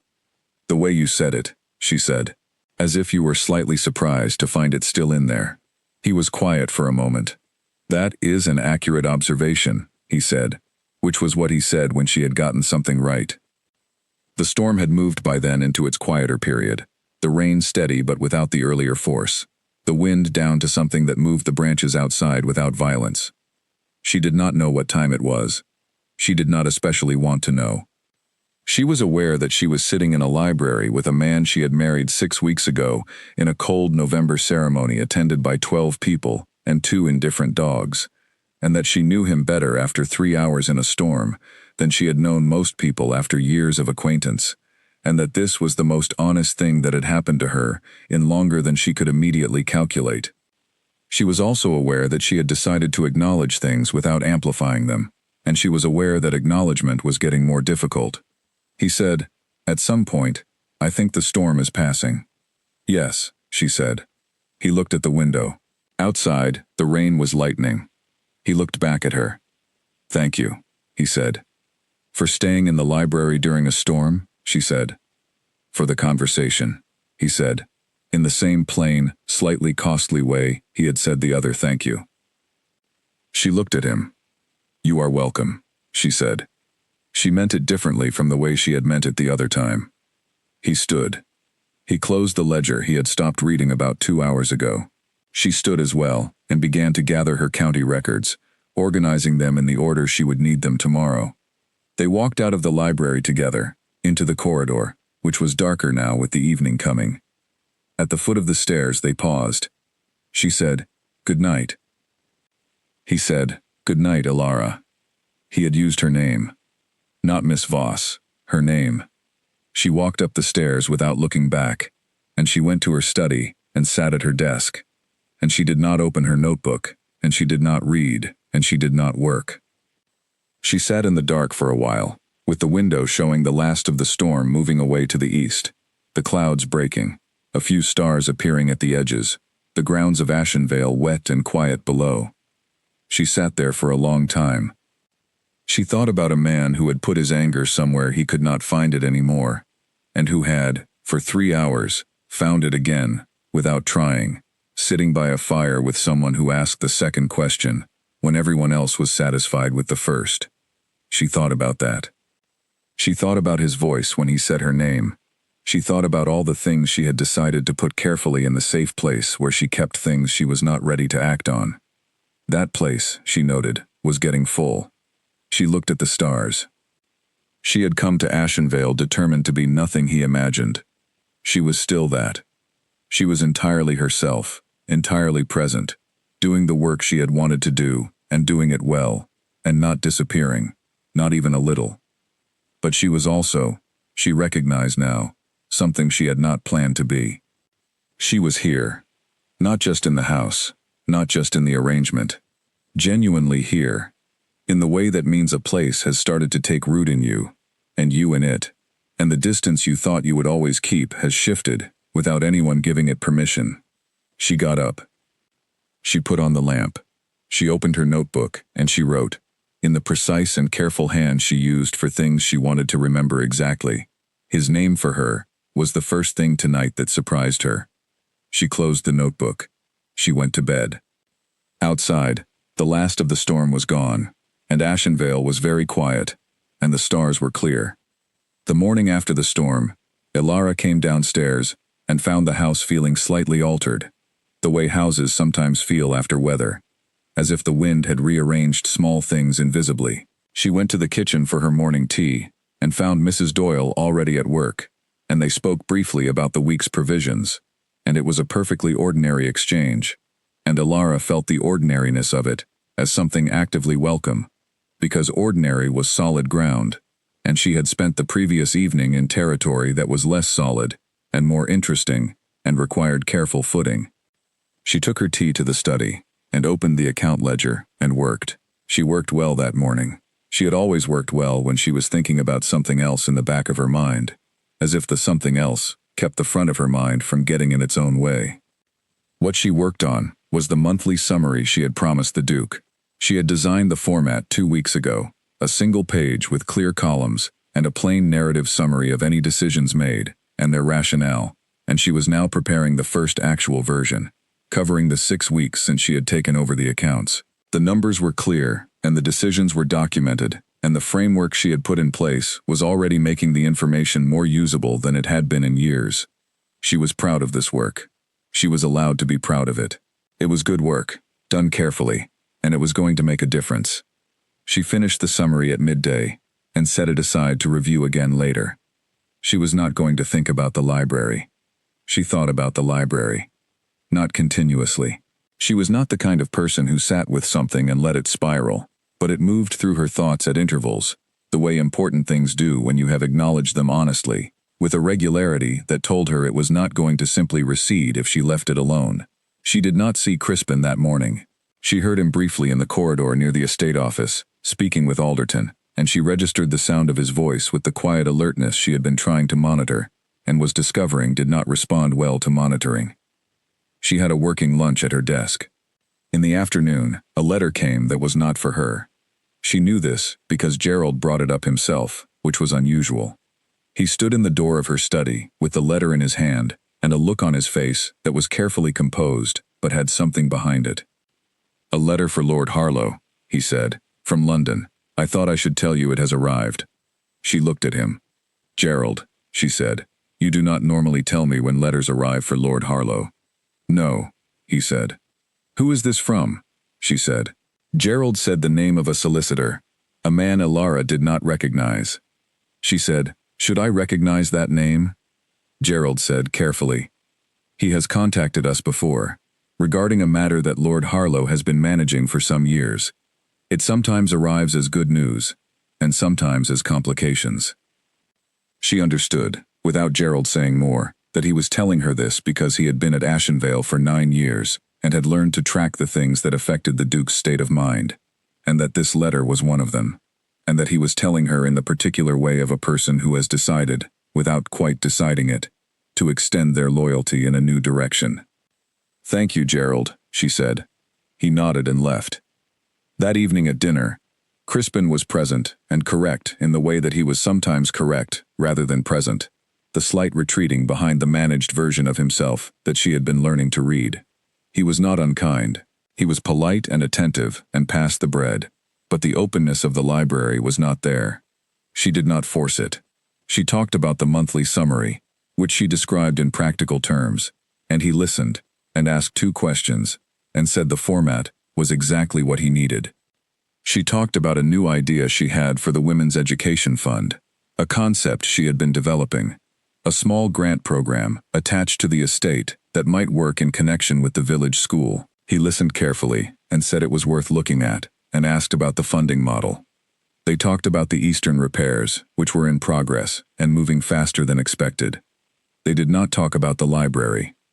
She understood that this was how it was going to be, that the storm had opened something and the morning had closed it again, not permanently, not with intention, but with the automatic reflex of a man who had spent 11 years behind a particular kind of management and did not always know how to stay on the other side of it. She was not impatient. She was, however, paying attention. The letter from the solicitor was clearly on his mind. He was distracted in small ways, the ways she was learning to spot.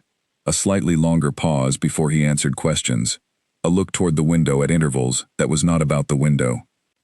After dinner, she said, Did the letter from London today contain good news or complications? He stopped. He looked at her. Gerald told you about it, he said. He told me it had arrived, she said. He said it was sometimes one and sometimes the other. He was quiet. It was neither, he said. It was a request for information that I had been expecting for some time. It concerns a matter from my father's era. There is a property question that has been slowly resolving itself for 8 years. This letter says it is nearly done. Is that a relief? She asked. It will be, he said, when it is actually done.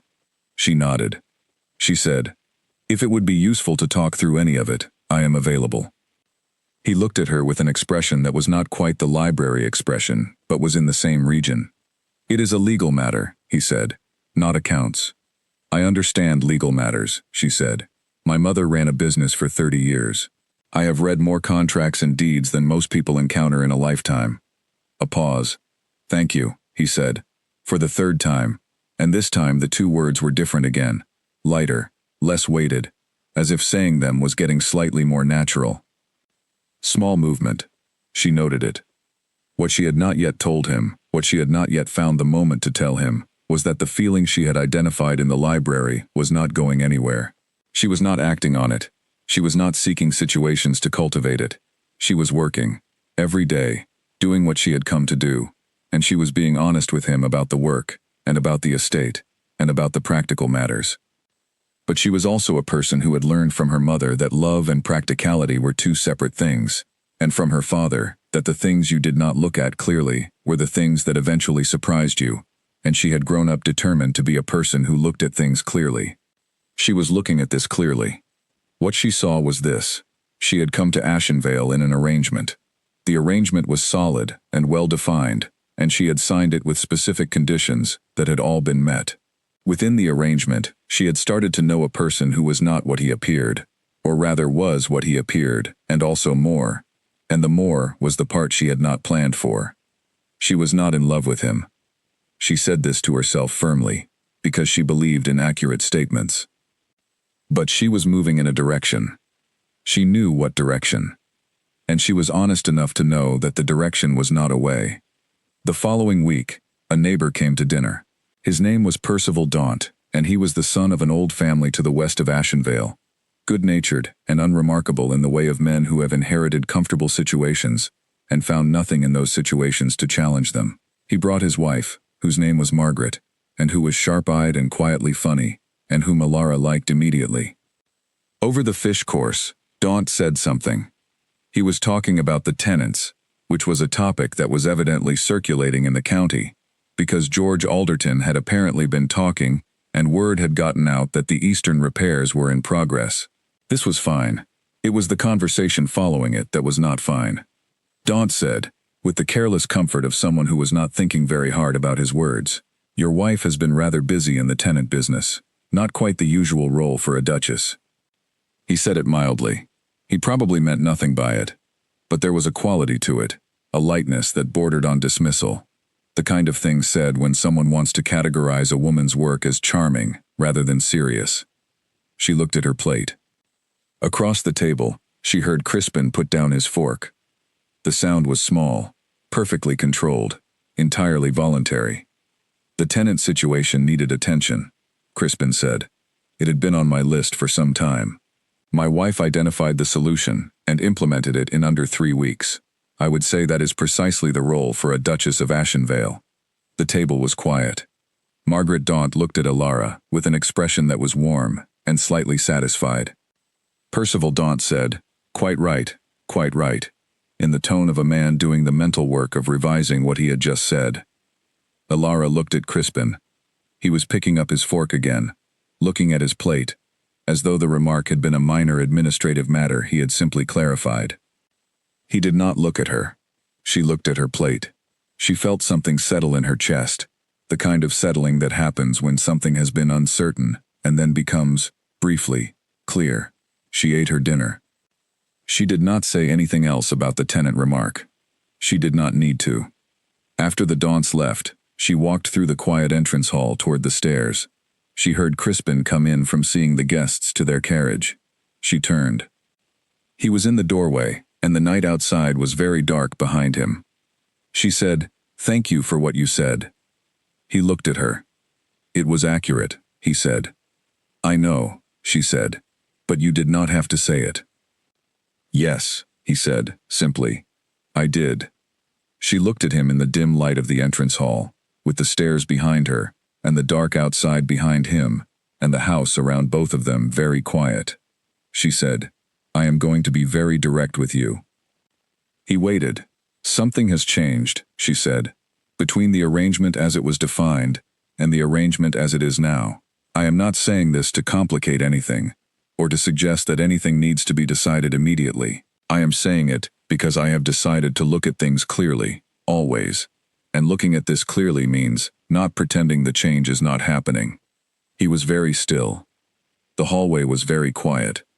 He said, "I know." She waited. He said, "I have known for some time." She said, "How long?" He thought about this with the seriousness he gave everything. "Since the first introduction," he said, "when you turned around from the portrait."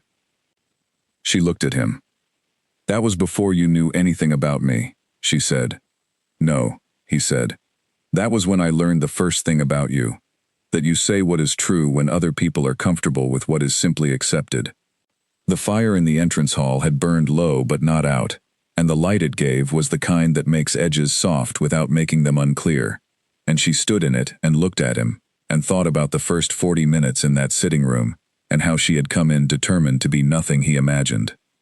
She was still nothing he had imagined, but she was beginning to understand, something that had been coming toward him, and toward this house, and toward this particular arrangement, for longer than either of them had tracked. "I am not going to rush this," she said. "I would not ask you to," he said. "But I am not going to pretend it is not there," she said. "Good," he said. "I would not want you to." She stood there for a moment longer. Then she said good night. He said good night.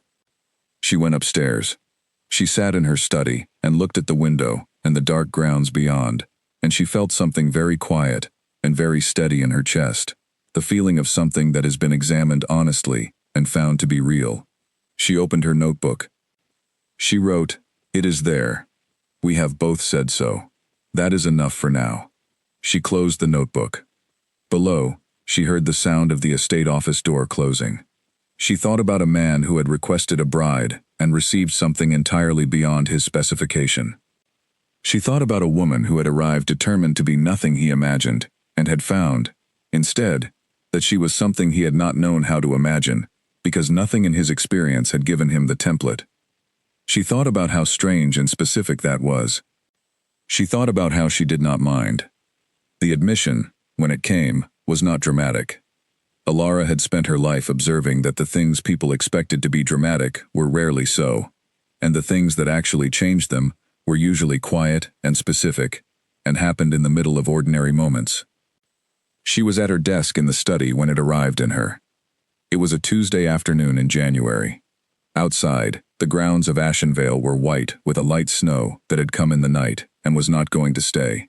It was already softening at the edges where the winter sun touched it, but for now it was there, making everything still and clean. She was working on the second version of the monthly summary, refining the format based on 2 months of use, making the columns slightly cleaner, the narrative section slightly more precise. She was working. She was thinking about a conversation from the night before, which had started as a discussion about the spring planting calendar, and had gone, as many of their conversations went now, somewhere else entirely. He had said something about the land, something small and specific, about the way a particular field had responded to the drainage changes he had made 4 years ago, and the way he had said it, with the quiet satisfaction of a person describing something they had put genuine thought into, something they had cared about, before it was expected to produce results, had made her stop working and simply listen. She had said so. She had said, "You talk about the land as though it is a conversation." He had looked at her. He had said, "It is." She had thought about that for the rest of the evening.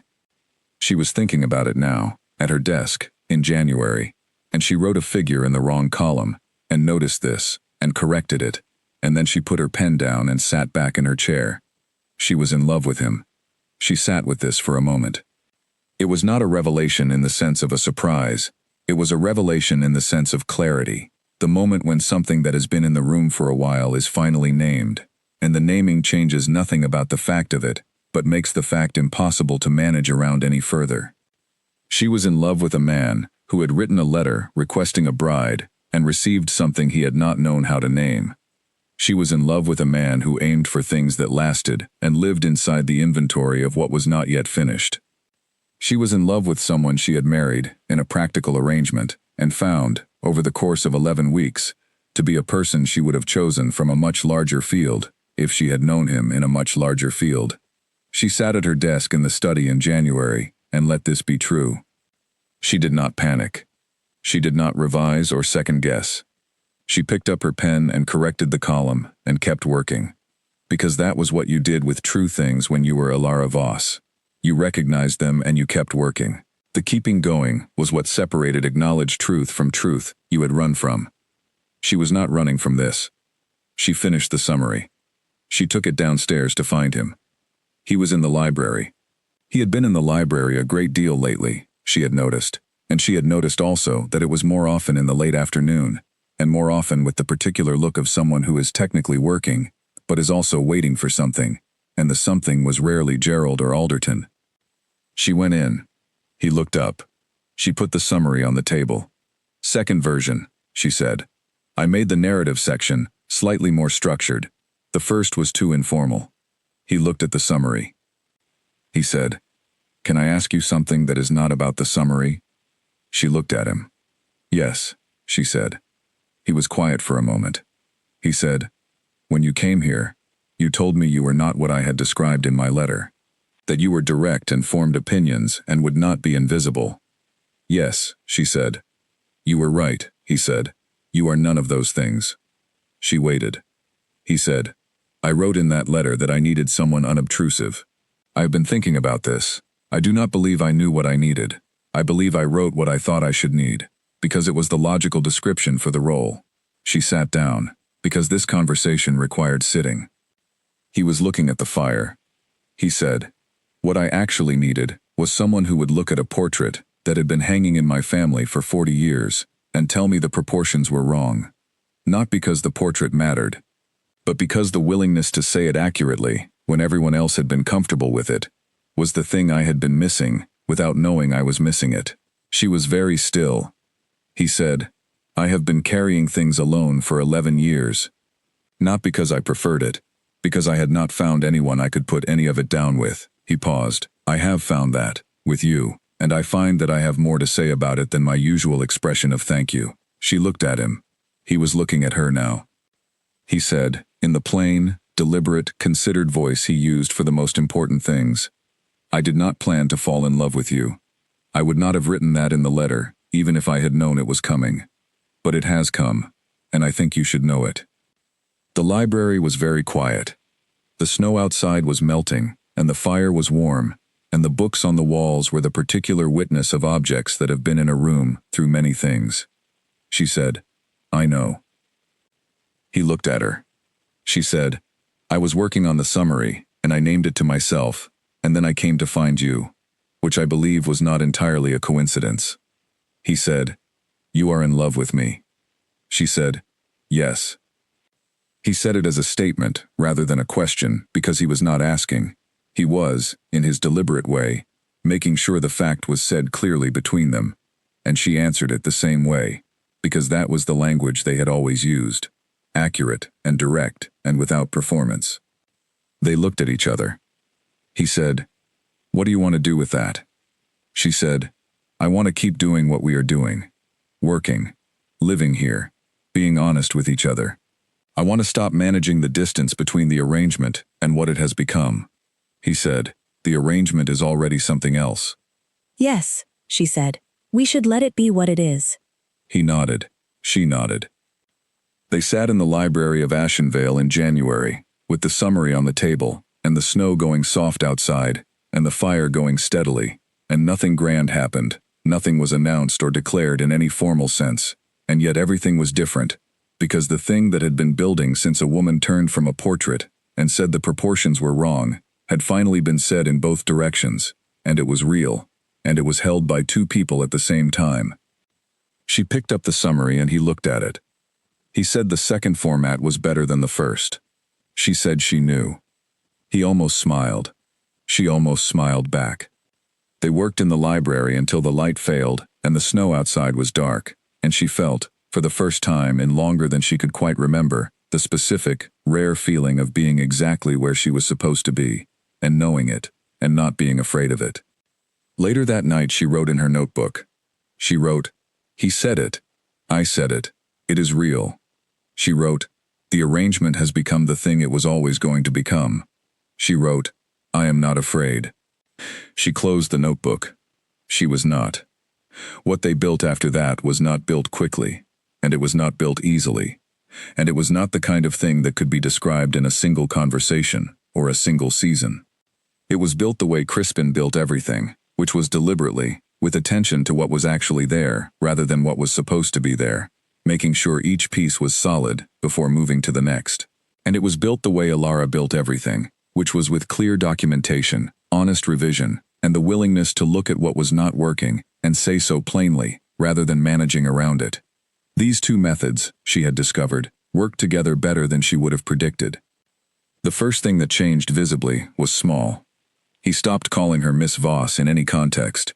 She had been Alara in the private moments for some time, but he began to use her name in conversations with Gerald, and with Alderton, and with the other staff, and the shift in the house was subtle but real. She was not the Duke's wife, which was the category people used for women in arrangements like this one, or the mistress of Ashenvale, which was the formal title. She was Alara, and that was a different kind of presence. She noticed this. She did not mention it. She started calling him Crispin in the same natural, unremarked way, and if Gerald noted the change he kept it, as he kept most things, in the quiet files of his own careful observation. The second thing that changed was the work. Not the kind of work or the quality of it. The work had always been good. What changed was the way they talked about it. The boundaries between his domain and her domain, which had been clear in the household document and which she had respected, began to dissolve at the edges in the way that boundaries between practical people dissolve when they realize they can do the thing better together than apart.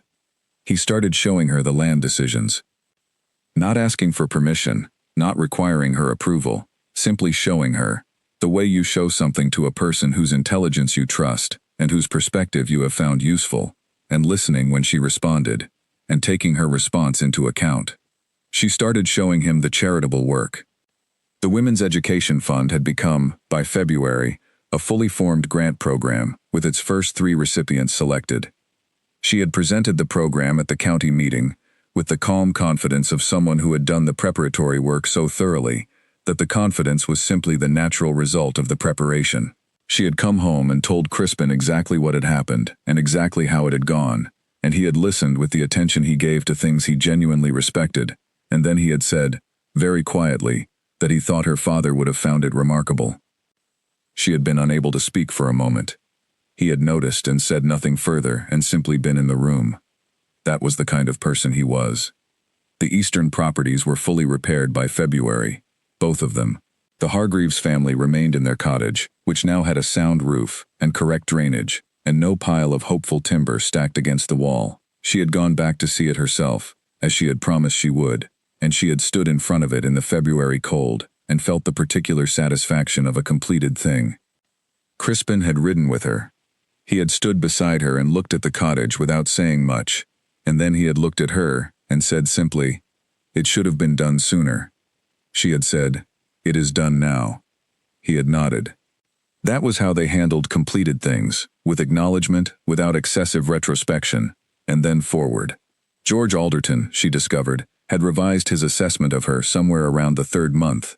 He did not say so directly. What he did was begin bringing her problems before he brought them to Crispin, not because the problems were in her domain, but because he had apparently concluded, somewhere in his private reckoning, that she was more likely to engage with the problem efficiently, and less likely to make him feel that he should have solved it already. She found this interesting, and did not comment on it, just solved the problems and kept moving. By spring, the house was different. Not in its structure, not in its stones, not in the careful, serious gray of its walls, or the long drive, or the gardens that Fletcher maintained with his quiet, unhurried competence. The house was the same house. But what was inside it had changed. There were books in different places, hers on the shelves in the study, yes, but also a few in the library, that had moved to different positions, because she had been reading in the library, and put them where she used them, rather than back where they had always been, and nobody moved them back. There was a desk in the estate office that had not been there in November, a smaller one near the window, that was sometimes used by her when they were working on something together. The kitchen had been reorganized in a way that no one had explicitly discussed, but which made it more functional, and Mrs. Doyle had stopped being careful with her and started being direct, which Alara found much more comfortable. There was also this. The house had visitors now. Not many. She was not, and Crispin was not, the kind of people who wanted a house full of visitors. But the Educational Women's Grant Program required occasional meetings, and she held them at Ashenvale, in the library. And the women who came were interesting and serious, and brought the kind of energy into the rooms that made the rooms feel more used. Crispin was politely visible during these meetings, which she had not required of him, and he attended one discussion about rural education, saying very little, but listening carefully, and afterward, privately, saying 3 things that were acutely accurate about what he had heard. She had looked at him. He had said, "I have been listening to you talk about this for 3 months. She had said, "And?" He had said, "You are right about most of it." She had said, "About which part am I wrong?" He had said, "The funding model in the 3rd year." He had been correct. She had revised the 3rd year. This was how they worked. This was what they had built. It was spring when she sat down to write to her mother. Not a brief letter, the kind she had been sending since November, with their careful updates and their reassuring information. A real letter, the kind she had been working toward without knowing she was working toward it. She wrote for a long time. She told her mother about the education fund, and the Eastern repairs, and the new format of the charitable accounts, and the library, and the kitchen, and the conversations that went past midnight, and the land decisions he had started showing her, as if her opinion were a compass he had been using, without calling it that. She told her mother that she had not disappeared. She wrote, "I am entirely myself here, more myself perhaps than I have been anywhere. I have found work that is large enough to need all of me, and I have found that the arrangement has become something I did not plan for and would not now change." She wrote, "I think you would like him, in the way you like people who do not explain themselves more than necessary, but mean what they say exactly." She wrote, "He told me once that he was aiming for something that lasts. I think we are building it." She sealed the letter. Catherine Voss replied in 10 days. Her letter was brief. It said, "I am glad you are not invisible. I am glad you found work worth doing. I am glad, from what you describe, that he knows what he has." The last line said, "Come and visit when you can. Bring him." She showed Crispin the letter. He read it. He said, "She writes exactly like you." Alara said, "She taught me." He said, "I would like to meet her." She said, "Good." They went in May. The visit was 3 days in the town where Alara had grown up, in the house where Catherine Voss had been running her business for 30 years. Catherine received them with the calm practicality of a woman who had been in charge of her own life for a long time, and was not going to perform warmth she did not feel, or withhold warmth she did. She felt it. Alara watched her mother and Crispin in the same room. She watched them do what they both did with people, pay careful attention without making it visible, and she watched them arrive at something she had not planned to watch but was glad to. Mutual respect, early and straightforward. The respect of two people who recognized in each other a similar orientation toward the world. On the last evening, Catherine said to Alara, alone in the kitchen, "He is precisely what you said." "Yes," Alara said. Catherine said, "He looks at you the way your father used to look at me, when I said something he had not thought of." Alara was quiet. Catherine said, "That is not a small thing." "No," Alara said, "it is not." She thought about the portrait with the wrong shoulders. She thought about the household understanding, and the 3 conditions she had written out in her careful hand. She thought about the storm in the library, and the hallway in December, and the summary on the table in January. She thought about a man who had written a letter requesting a specific kind of wife, and had received, instead, a woman who had arrived determined to be nothing he imagined. And she thought, standing in her mother's kitchen in May, with the evening coming in through the window, and the sound of Crispin and Catherine in the next room, discussing the textile trade, with a shared practical interest that would have surprised most people who knew either of them, that nothing he had imagined could have been this. Not the work or the library, or the conversations that went past the practical. Not the woman who would revise his funding model and name his feelings clearly and defend his 11 years of work to a dinner guest, and still look at things so directly that she made the directness seem like the most natural and obvious way there was to be. He had not imagined it. He had not known enough, in September, to imagine it. But he had sent the letter, and she had answered it. And what had come from the two of them choosing, for very different and very practical reasons, to say yes to a thing they could not see the edges of, was this: a life at Ashenvale that was working in ways it had not worked before, a house that was inhabited in the fullest sense of the word, a woman who had not disappeared, and a man who had stopped being alone, and between them, something that had no simpler name than the one that had always fit it.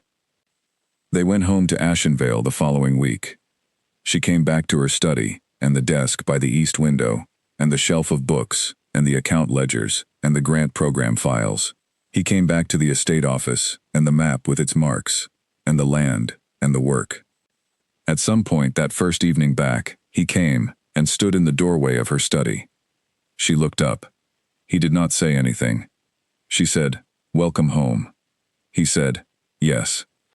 And that was enough, because it was true, and because they were people who said true things, and because the house that had waited for her in November was a different kind of waiting now, the way a place waits when it has been found, rather than simply arrived at. She turned back to her desk. He went back to his. And Ashenvale held both of them, as it had held everything placed in it, with the patient, gray, stone-certain steadiness of something that had been built to last, and had, against many odds, and several poor decisions, and 11 years of one man, carrying more than anyone should carry alone, managed to do exactly that. The Eastern tenants were in their repaired homes. The charitable accounts were clear and purposeful. The grant program had its first recipients and would have more. The kitchen was organized, and the books were where they were used, and the winter dinners were no longer the lonely performance they had been. She had come in November, with 2 trunks and a satchel of books, and a determination to remain entirely herself. She had remained entirely herself. She had also, without planning it, and without managing it, and without any document that covered it, become exactly what Ashenvale needed. Not because she had tried to be, because she had simply been present, fully and honestly, in all the ways she was capable of, and because the man who had written the letter had, when what arrived was nothing he expected, chosen to pay attention, instead of sending it back. And from that paying attention, and from her refusal to disappear, and from the quiet accumulating work of honest days, something had been built that neither of them had written in their letters. Something that would last. She knew this with the same certainty she knew the account columns were correct. She knew it because she had looked at it clearly. And it was there.